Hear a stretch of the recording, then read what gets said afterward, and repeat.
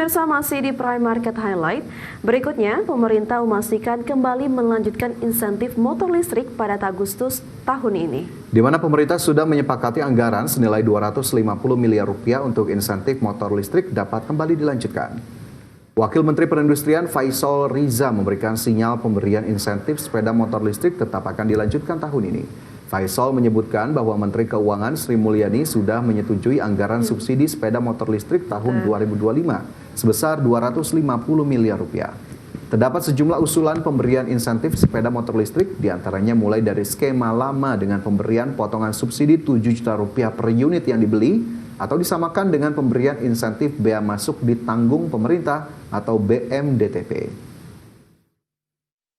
Kita minta dipercepat. Kemarin waktu rapat terakhir itu karena masih fokus untuk musim liburan ini, Pak Menko akan menjadwalkan setelah musim libur ini akan ada rapat lagi mengenai Agustus berarti paling cepat kalau diterapkan juga, Pak? Mungkin Agustus. Nilainya berarti nggak 7 juta, Pak? Kira-kira berapa, Pak? Masih sama kalau dari Asosiasi Industri Sepeda Motor Listrik Indonesia mencatat penjualan motor listrik turun drastis hingga pertengahan tahun 2025. Penurunan penjualan motor listrik ini disebabkan karena masyarakat menahan untuk membeli dan memilih untuk menunggu kucuran dana subsidi motor listrik dari pemerintah.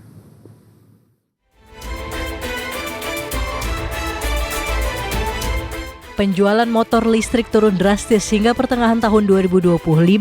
Berdasarkan catatan Asosiasi Industri Sepeda Motor Listrik Indonesia, di tahun 2020, penjualan motor listrik mencapai 1.947 unit. Kemudian di tahun 2021 melonjak tajam hingga 5.486 unit. 25.782 unit di tahun 2022 dan 41.773 unit di tahun 2023.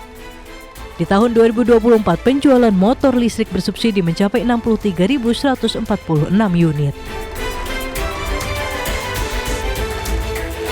Adapun di tahun lalu, beberapa agen pemegang merek motor listrik yang bisa memproduksi dan menjual motor listrik bisa mencapai 1.000 hingga 2.000 unit per bulan.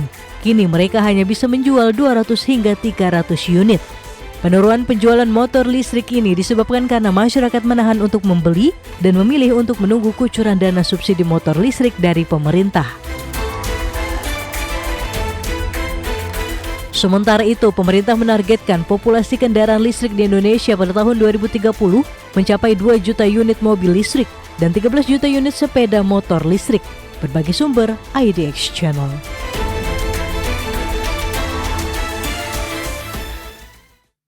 Pemirsa, Kementerian Kesehatan menerima 51 aduan dugaan pelanggaran disiplin alias malpraktik di fasilitas pelayanan kesehatan sejak tahun 2023 hingga 2025.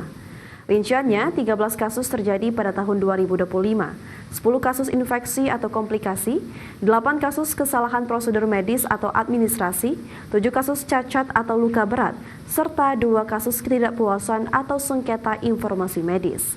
Dalam jumlah itu, kasus kematian pasien dilaporkan 24 kasus.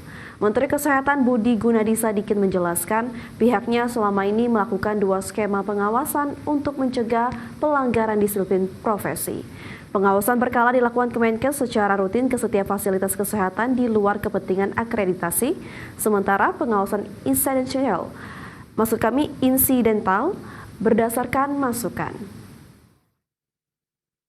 Ya, kekuatan hukumnya harus ada sanksinya, dan sanksinya itu bisa mulai dari peringatan tertulis, kemudian harus ada kewajiban meningkatkan kompetensi dari tenaga kesehatan sama tenaga medisnya, karena nanti kita lihat banyak kasus-kasus seperti itu, bisa juga penonaktifkan STR atau pencabutan SIP. Ya. Ini juga ada sanksi pidananya, kita sama-sama tahu waktu ini sanksi pidananya kita susun bersama dengan mengikuti undang-undang kitab hukum pidana. Badan Pusat Statistik mencatat total kunjungan wisatawan mancanegara mencapai 1,31 juta orang, naik 12,15% secara bulanan. Ya, adapun wisman paling banyak berasal dari negara Malaysia, mencapai 18,26%. Badan Pusat Statistik mencatat peningkatan signifikan jumlah kunjungan wisatawan mancanegara ke Indonesia sepanjang Mei 2025. Total kunjungan mencapai 1,31 juta orang, naik 12,15% secara bulanan dan 14,01% secara tahunan. Secara kumulatif, jumlah kunjungan Wisman dari Januari hingga Mei 2025 tercatat mencapai 5,63 juta kunjungan atau meningkat 7,44% secara tahunan. Secara total, jumlah kunjungan Wisman adalah sebanyak 1,31 juta atau naik 12,15% secara bulanan dan naik 14,01% secara tahunan. Sementara itu, dari sisi kebangsaan, Wisman paling banyak berasal dari Malaysia yaitu 18,26%, disusul Australia 11,33% dan Singapura 9,68%. Tim Liputan, IDX Channel.